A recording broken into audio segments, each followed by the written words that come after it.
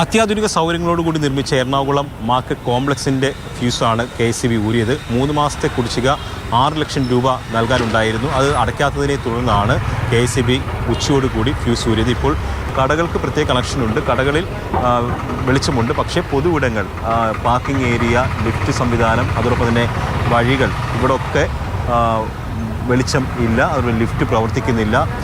6,70,000 രൂപ അടക്കുന്നതിട്ട് പറഞ്ഞു അന്നാശി അടുത്തിട്ട് ചില കടകളിലൊക്കെ കറണ്ടുണ്ട്. പുലർച്ചയോടുകൂടി ആണ് ഇവിടെ ചരക്കുകൾ എത്തുന്നത്, പച്ചക്കറി ഉൾപ്പെടെയുള്ള ചരക്കുകൾ എത്തുന്നത്. അവ ഇറക്കുന്നതിന് വലിയ പ്രയാസം നേരിടും. ടോർച്ച് ലൈറ്റൊക്കെ തെളിച്ചു വേണം ഇനി അത് ഇറക്കാൻ എന്നുള്ളതാണ് വ്യാപാരികൾ പറയുന്നത്. എന്തായാലും ഇതൊരു സാങ്കേതിക പ്രശ്നമാണ് ഉള്ളത് എന്നതാണ് കോർപ്പറേഷൻ്റെ വിശദീകരണം. അതായത് സാധാരണഗതിയിൽ ഇത്തരം സംവിധാനങ്ങൾ ഉള്ള സ്ഥലത്ത് അവിടുത്തെ അത് ഉപയോഗിക്കുന്ന ആളുകളാണ് വൈദ്യുതി ബില്ല് അടയ്ക്കുന്നത്. പക്ഷേ ഇതൊരു പുതിയ ഒരു സൗകര്യമാണ്. അപ്പോൾ അവിടുത്തെ കുടിശ്ശിക, അവിടുത്തെ വൈദ്യുതി ചാർജ് ഭീമമായൊരു തുകയാണ്. അത് ഇവിടുത്തെ വ്യാപാരികളെ കൊണ്ട് അടയ്ക്കുക എന്നുള്ളത് പ്രയാസമുള്ള കാര്യവുമാണ്.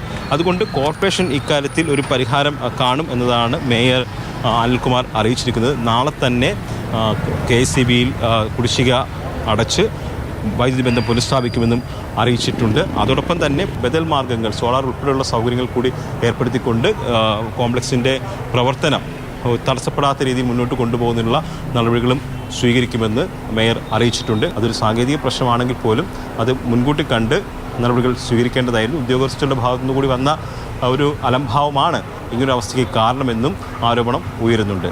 ആന്റണി ഗ്രിഗറിക്കൊപ്പം S. അരുൺ ശങ്കർ, മാതൃഭൂമി ന്യൂസ്, കൊച്ചി.